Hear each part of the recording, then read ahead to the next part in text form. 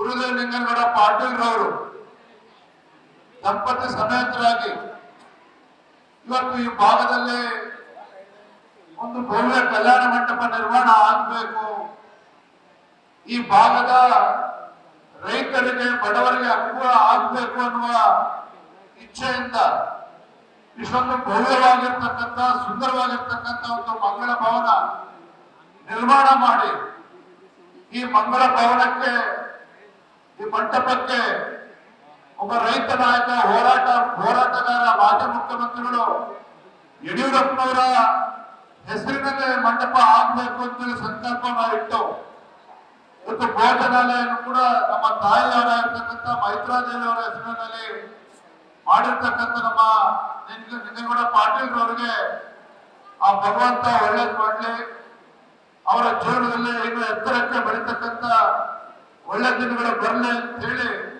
ನಾನು ಈ ಸಂದರ್ಭದಲ್ಲಿ ಅವರ ನಿಂಗನಗೌಡ ಪಾಟೀಲ್ ಅವರಿಗೆ ದಂಪತಿಯವರಿಗೆ ಒಂದು ಶುಭ ಒಳ್ಳೆಯದಾಗಲಿ ಅಂತೇಳಿ ಸಂದರ್ಭವನ್ನು ಹಾರೈಸ್ತಾ ಇದ್ದಾರೆ. ಇವತ್ತು ವೇದಿಕೆ ಮೇಲೆ ಅನೇಕ ಪರಮಪೂಜ್ಯ ಸ್ವಾಮೀಜಿಗಳು ಸಮ್ಮುಖದಲ್ಲಿ ಇವತ್ತು ಕಲ್ಯಾಣ ಮಂಟಪ ಉದ್ಘಾಟನೆ ಆಗಿದೆ, ಲೋಕಾರ್ಪಣೆ ಆಗಿದೆ. ಬಹಳ ಹೆಮ್ಮೆ. ಯಾಕೆ ಅಂತ ಹೇಳಿದ್ರೆ ಸನ್ಮಾನ್ಯ BS ಯಡಿಯೂರಪ್ಪನವರು ಒಬ್ಬ ಅಪ್ರತಿಮ ಹೋರಾಟಗಾರರು. ತಮ್ಮ ಜೀವನದುದ್ದಕ್ಕೂ ಸಹ ಈ ನಾಡಿನಲ್ಲಿರ್ತಕ್ಕಂಥ ರೈತರ ಪರವಾಗಿ, ಬಡವರ ಪರವಾಗಿ, ದೀನ ದಲಿತರ ಕೃಷಿಕರ ಪರವಾಗಿ ತಮ್ಮ ಜೀವನದುದ್ದಕ್ಕೂ ಕೂಡ ಹೋರಾಟಗಳನ್ನು ಮಾಡಿಕೊಂಡು ಬಂದರು. ನಮ್ಮ ನಾಡಿನಲ್ಲಿರ್ತಕ್ಕಂಥ ಲಕ್ಷಾಂತರ ಕಾರ್ಯಕರ್ತರು ಪರಿಶ್ರಮದಿಂದ ಈ ನಾಡಿನಲ್ಲಿರ್ತಕ್ಕಂಥ ಎಲ್ಲ ಹರಬರು ಚರಮೂರ್ತಿಗಳು ವೇದಿಕೆಯ ಆಸೀನವಾಗಿರ್ತಕ್ಕಂಥ ಎಲ್ಲ ಸ್ವಾಮೀಜಿಗಳ ಒಂದು ಆಶೀರ್ವಾದದಿಂದ ಸನ್ಮಾನ್ಯ BS ಯಡಿಯೂರಪ್ಪನವರು ರಾಜ್ಯದಲ್ಲಿ 4 ಬಾರಿ ಮುಖ್ಯಮಂತ್ರಿಗಳಾಗಿ ಈ ನಾಡಿನಲ್ಲಿರ್ತಕ್ಕಂಥ ಬಡವರ ಕಣ್ಣೀರು ಹರಿಸ್ತಕ್ಕಂಥ ಕೆಲಸವನ್ನ ಮಾಡಿದ್ದಾರೆ ಅನ್ನೋದನ್ನ ಈ ಸಂದರ್ಭದಲ್ಲಿ ನಾನು ಸ್ಮರಿಸೋದಕ್ಕೆ ಇಚ್ಛೆ ಪಡ್ತೇನೆ. ಬಂಧುಗಳೇ, ಇವತ್ತು ಭೋಜನಾಲಯವನ್ನ ನಮ್ಮ ತಾಯಿ ಹೆಸರು ಮೈತ್ರಾದೇವಿಯಲ್ಲಿ ಮಾಡಿದ್ದಾರೆ. ನಾವು ವಿಶೇಷವಾಗಿ ನಮ್ಮ ದೇಶದಲ್ಲಿ ಭಾರತೀಯರು ವಿಶೇಷವಾಗಿ ನಾವು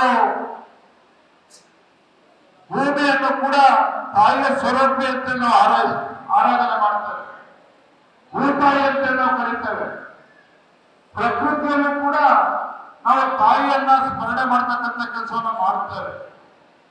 ಇವತ್ತು ಜಲ, ಆ ಜಲವನ್ನ ಗಂಗೆಗೆ ಹೋಲಿಸಿ ಆ ಗಂಗೆಯನ್ನು ಕೂಡ ನಾವು ತಾಯಿಯ ಸ್ವರೂಪಿ ಅಂತೇಳಿ ನಾವು ಪ್ರಾರ್ಥನೆ ಮಾಡ್ತೇವೆ. ಅಂದ್ರೆ ಎಲ್ಲದರಲ್ಲೂ ಸಹ ಎಲ್ಲ ನೆಲ, ಜಲ, ಅಗ್ನಿ, ವಾಯು ಎಲ್ಲವನ್ನೂ ಕೂಡ ಒಂದು ತಾಯಿ ಸ್ವರೂಪದಲ್ಲಿ ನೋಡ್ತಕ್ಕಂಥ ಒಂದು ಸಂಸ್ಕೃತಿ ನಮ್ಮದನ್ನ ಸಂದರ್ಭ ನೆನಪುಕೊಳ್ಳೋಕೆ ಇಚ್ಛೆ ಪಡ್ತೇನೆ.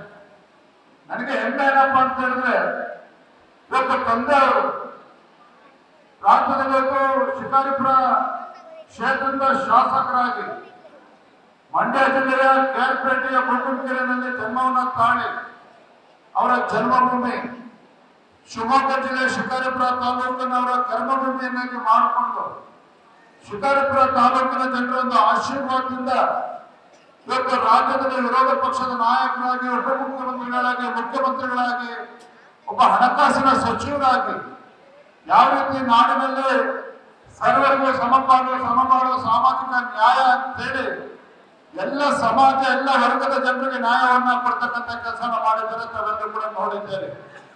ಮತ್ತೊಂದು ಹೆಮ್ಮೆಯ ವಿಚಾರ ಅಂತ ಹೇಳಿದ್ರೆ ಯಡಿಯೂರಪ್ಪನವರು ಯಾವುದೇ ಜಾತಿಗೆ ಸೀಮಿತವಾಗಿ ಅಭಿವೃದ್ಧಿ ಕೆಲಸವನ್ನ ಮಾಡಲಿಲ್ಲ, ರೈತರಿಗೆ ಅನುಕೂಲವನ್ನ ಮಾಡಿಕೊಟ್ರು. ಯಡಿಯೂರಪ್ಪರು ಕೊಟ್ಟಂತ ಭಾಗ್ಯಲಕ್ಷ್ಮಿ ಯೋಜನೆ ಇವತ್ತು ಕೂಡ ಗ್ರಾಮೀಣ ಭಾಗದಲ್ಲಿ ನಮ್ಮ ತಾಯಂದಿರಿಗೆ ಇವತ್ತು ಕೂಡ ನೆನಪು ಮಾಡಿಕೊಡ್ತಾರೆ. ಆ ಭಾಗ್ಯಲಕ್ಷ್ಮಿ ಯೋಜನೆ ಯಾಕಕ್ಕೋಸ್ಕರ ಕೊಟ್ಟರು? ಯಾವ ಗ್ರಾಮೀಣ ಭಾಗದಲ್ಲಿ ಬಡವರ ಮನೆಯಲ್ಲಿ ಹುಟ್ಟಿರ್ತಕ್ಕಂಥ ಹೆಣ್ಣು ಮಗು ಶಾಪ ಅಂತ ಹೇಳಿ ಕಣ್ಣೀರಾಗ್ತಾ ಇದ್ರು, ಆ ಬಡವರ ಮನೆಯಲ್ಲಿ ಹುಟ್ಟಿರ್ತಕ್ಕಂಥ ಹೆಣ್ಣು ಮಗು ಶಾಪ ಅಲ್ಲ, ಭಾಗ್ಯಲಕ್ಷ್ಮಿ ಅಂತ ಹೇಳಿ ಭಾಗ್ಯಲಕ್ಷ್ಮಿ ಯೋಜನೆಯನ್ನ ಸನ್ಮಾನ್ಯ BS ಯಡಿಯೂರಪ್ಪರು ತಂದುಕೊಟ್ಟಿರ್ತಕ್ಕಂಥ ಸಂದರ್ಭದಲ್ಲಿ ಸ್ಮರಣೆ ಮಾಡ್ತಾರೆ. ಯಾಕೆ ಮಾತಾಡೋ ಸಂದರ್ಭ ಹೇಳ್ತಾನೆ ಅಂತ ಹೇಳಿದ್ರೆ ಯಡಿಯೂರಪ್ಪನವರು ರಾಜ್ಯದಲ್ಲಿ ಎಷ್ಟು ಎತ್ತರಕ್ಕೆ ಬೆಳೆದಿದ್ದಾರೆ ಅಂತ ಹೇಳಿದ್ರೆ ಯಡಿಯೂರಪ್ಪನವರು ಎಂದೊಂದು ದೊಡ್ಡ ಶಕ್ತಿ ಕೆಲಸ ಮಾಡಿದೆ. ಯಡಿಯೂರಪ್ಪನವರ ರಾಜ್ಯದಲ್ಲಿ ಇಡೀ ದೇಶದಲ್ಲಿ ಯಡಿಯೂರಪ್ಪನವ್ರನ್ನ ಗುರುತಿಸ್ತಕ್ಕಂಥ ಕೆಲಸ ಆಗಿದೆ ಅಂತ ಹೇಳಿದ್ರೆ ಯಡಿಯೂರಪ್ಪನವರಿಂದ ಒಂದು ದೊಡ್ಡ ಶಕ್ತಿ ಕೆಲಸ ಮಾಡಿದೆ.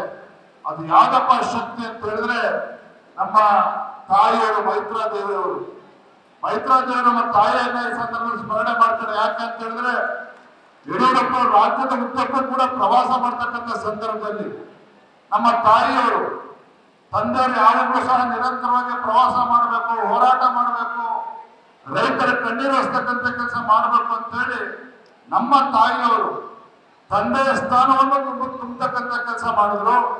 ನಮ್ಮೆಲ್ಲ ನನ್ನ ಅಣ್ಣ ನಮ್ಮ ಅಕ್ಕಂದರು ನನ್ನನ್ನು ಒಳಗೊಂಡಂತೆ ಇವತ್ತು ಒಳ್ಳೆ ಸಂಸ್ಕೃತಿ, ಒಳ್ಳೆ ಪರಂಪರೆ, ಇವತ್ತು ತಂದೆಯವರ ಒಂದು ಆದರ್ಶವನ್ನ ರೂಢಿಸಿಕೊಂಡು ನಮ್ಮ ಕುಟುಂಬದ ಎಲ್ಲ ಸದಸ್ಯರು ಇವತ್ತು ಸಮಾಜದಲ್ಲಿ ನಾವು ನಮ್ಮನ್ನ ಗುರುತಿಸ್ತಕ್ಕಂಥ ಕೆಲಸ ಆಗಿದೆ ಅಂತ ಹೇಳಿದ್ರೆ ಅದಕ್ಕೆ ಕಾರಣ ನಮ್ಮ ತಾಯಿಯವರು. ನಮ್ಮ ತಾಯಿಯವರ ಒಂದು ಪ್ರೇರಣೆ, ಅವರ ಒಂದು ಮಾರ್ಗದರ್ಶನ, ಅವರ ಯಾವ ಒಂದು ಒಳ್ಳೆ ಸಂಸ್ಕಾರವನ್ನ, ಉತ್ತಮ ಗುಣವನ್ನ ನಮ್ಮಲ್ಲಿ ರೂಪಿಸ್ತಕ್ಕಂಥ ಕೆಲಸ ಮಾಡಿದ್ದಾರೆ. ಹಾಗಾಗಿ ನಾವು ಕೂಡ ಇವತ್ತು ಕುಟುಂಬದ ಎಲ್ಲ ಸದಸ್ಯರು ಇವತ್ತು ಒಳ್ಳೆ ಕೆಲಸವನ್ನು ಮಾಡಿಕೊಂಡು ಸಮಾಜದ ಬಗ್ಗೆ ಕೆಲಸ ಮಾಡ್ತಾ ಇದ್ದೇವೆ.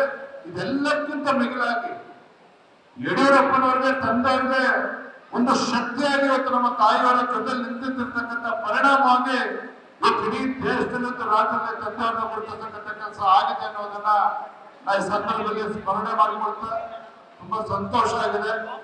ಜಗದೀಶ್ ಶೆಟ್ಟರು ಅನೇಕ ಹಿರಿಯರು ಕೂಡ ಮಾತನಾಡಲಿದ್ದಾರೆ, ಪರಮ ಪೂಜ್ಯರು ಕೂಡ ಮಾತನಾಡಲಿದ್ದಾರೆ. ನಾ ಈ ಸಂದರ್ಭ ಒಂದೇ ಮಾತನ್ನ ಹೇಳ್ತೇನೆ, ಇವತ್ತು ಶಂಕರಗೌಡ ಪಾಟೀಲ್ ಅವರು ಕೂಡ ಮಾತನಾಡಿದ್ರು. ನನಗೆ ಹೆಮ್ಮೆ ಇದೆ, ಇವತ್ತು ರಾಜ್ಯದ ಯಾವುದೇ ಮೂಲೆ ಹೋದ್ರು ಸಹ ನಮ್ಮ ಯಡಿಯೂರಪ್ಪನವ್ರ ಮಗ ಅಂತ ಹೇಳಿ ನನ್ನನ್ನು ಕೂಡ ಬಹಳ ಪ್ರೀತಿಯಿಂದ ರಾಜ್ಯದ ಜನರು, ವಿಶೇಷವಾಗಿ ನಮ್ಮ ತಾಯಂದರು, ಯುವಕರು ನನ್ನನ್ನು ಬಹಳ ಪ್ರೀತಿಯಿಂದ ಕಾಣ್ತಾ ಇದ್ದಾರೆ. ನನಗೊತ್ತು ಯಡಿಯೂರಪ್ಪನವ್ರ ಮಗ ಆಗಿ ತಂದೆಯವರು ಯಾವ ರೀತಿ ಬಡವರ ಪರವಾಗಿ ರೈತರ ಮಧ್ಯೆ ಇದ್ದು ಹೋರಾಟಗಳನ್ನು ಮಾಡ್ಕೊಂಡು ಬಂದ್ರು, ನಾನು ಸಹ ತಂದೆಯವರ ಒಂದು ಮಾರ್ಗದರ್ಶನದಲ್ಲಿ, ಸಂಘ ಪರಿವಾರದ ಒಂದು ಮಾರ್ಗದರ್ಶನದಲ್ಲಿ, ರಾಜ್ಯದಲ್ಲಿರ್ತಕ್ಕಂಥ ಎಲ್ಲ ಹರಗುರು ಚರಮೂರ್ತಿಗಳ ಒಂದು ಆಶೀರ್ವಾದದಿಂದ, ನಿಮ್ಮೆಲ್ಲರ ಆಶೀರ್ವಾದದಿಂದ ಇವತ್ತು ಬಡವರ ಪರವಾಗಿ ಹೋರಾಟವನ್ನು ಮಾಡಲು ಮುಖೇನ ಆ ನಾಡಿನ ರೈತ ಬಡವರ ಪರವಾಗಿ ಧ್ವನಿ ಎತ್ತುವ ಕೆಲಸವನ್ನ ನಾನು ಮಾಡ್ತೇನೆ ಅನ್ನೋ ಮಾತನ್ನ ಈ ಸಂದರ್ಭದಲ್ಲಿ ಹೇಳ್ತಾ, ಮತ್ತೊಮ್ಮೆ ಇವತ್ತು ಗ್ರಾಮೀಣ ಭಾಗದಲ್ಲಿ ಎಲ್ಲ ಬಡವರಿಗೆ ಅನುಕೂಲ ಆಗ್ಬೇಕು ಅಂತ ಹೇಳಿ ಸುಮಾರು 8 ರಿಂದ 9 ಕೋಟಿ ರೂಪಾಯಿ ವೆಚ್ಚದಲ್ಲಿ ಈ ಭವ್ಯ ಮಂಗಳ ಭವನವನ್ನ, ಭೋಜನಾಲಯವನ್ನ ಮಾಡಿರ್ತಕ್ಕಂಥ ಸನ್ಮಾನ್ಯ ಶ್ರೀ ಗುರುದೇವ್ ಲಿಂಗನಗೌಡ ಪಾಟೀಲ್ ಅವರು ನಿಜವಾಗ್ಲೂ ಕೂಡ ಒಂದು ರೀತಿ ಸಮಾಜಮುಖಿಯಾಗಿ, ಯಾಕೆಂತ ಹೇಳಿದ್ರೆ ಟ್ರಾನ್ಸ್ಪೋರ್ಟ್ ಬಿಸ್ನೆಸ್ ಅನ್ನ ಮಾಡ್ಕೊಂಡು ಬರ್ತಾ ಇದ್ದಾರೆ ಲಿಂಗನಗೌಡ ಪಾಟೀಲ್ ಅವರು. ನಮಗೆ ನಾವು ದುಡಿಯೋದನ್ನ ಯಾರು ಕೂಡ ಹೇಳ್ಕೊಳ್ಳೋದಕ್ಕೆ ಅವಶ್ಯಕತೆ ಇಲ್ಲ. ಆದ್ರೆ ಲಿಂಗನಗೌಡ ಪಾಟೀಲ್ ಅವರ ವಿಶೇಷ ಏನಪ್ಪಾ ಅಂತ ಹೇಳಿದ್ರೆ ಅವರು ಕೂಡ ದುಡಿತಾ ಇದ್ದಾರೆ. ಅವರು ದುಡಿದಿರ್ತಕ್ಕಂಥ ಒಂದು ಪಾಲನ ಸಮಾಜಕ್ಕೋಸ್ಕರ ಮುಡಿಪಾಗಿಟ್ಟು ಇವತ್ತು ಕೋವಿಡ್ ಸಂದರ್ಭದಲ್ಲೂ ಕೂಡ ಇವತ್ತು ಗುರುದೇವ್ ಪಾಟೀಲ್ ಅವರು ಉಚಿತ ಔಷಧಿಗಳನ್ನ ಕೊಡೋದ್ರ ಮೂಲಕ ಸಮಾಜ ಸೇವೆಯನ್ನು ಮಾಡಿದ್ದಾರೆ. ಬಡವರ ಪರವಾಗಿ ನಿರಂತರವಾಗಿ ಸೇವೆಯನ್ನು ಮಾಡ್ಕೊಂಡು ಬರ್ತಾ ಇರ್ತಕ್ಕಂಥ ಗುರುದೇವ್ ಲಿಂಗನಗೌಡ ಪಾಟೀಲ್ ಅವರ ಕುಟುಂಬಕ್ಕೆ ಒಳ್ಳೇದಾಗ್ಲಿ ಅಂತ ಮತ್ತೊಮ್ಮೆ ಸಂದರ್ಭದಲ್ಲಿ ಶುಭವನ್ನು ಹಾರೈಸ್ತಾ, ನನ್ನನ್ನು ಕೂಡ ಈ ಒಂದು ಭವ್ಯ ಕಾರ್ಯಕ್ರಮಕ್ಕೆ ಬಂದು ನನಗೂ ಕೂಡ ಈ ಕಾರ್ಯಕ್ರಮದಲ್ಲಿ ಭಾಗವಹಿಸಲು ಅವಕಾಶ ಮಾಡಿಕೊಂಡಿರ್ತಕ್ಕಂಥ ಗೌಡ ಪಾಟೀಲ್ ಅವರಿಗೆ, ಇಲ್ಲಿರ್ತಕ್ಕಂಥ ವೇದಿಕೆ ಇರ್ತಕ್ಕಂಥ ಎಲ್ಲ ಹರಗುರು ಚರಮೂರ್ತಿಗಳಿಗೆ, ಪಕ್ಷದ ಮುಖಂಡರಿಗೆ, ಶ್ರದ್ಧೆಯ ತಾಯಂದಿರಿಗೆ ವಂದಿಸಿ ನನ್ನ ಮಾತನ್ನು ಮುಗಿಸ್ತಾ ಇದ್ದೇನೆ. ನಮಸ್ಕಾರ, ವಂದನೆಗಳು. ನ್ಯೂಸ್ ಫಸ್ಟ್ ನಿರ್ಭೀತಿಯಿಂದ ನಿಮ್ಮ ಪರವಾಗಿ.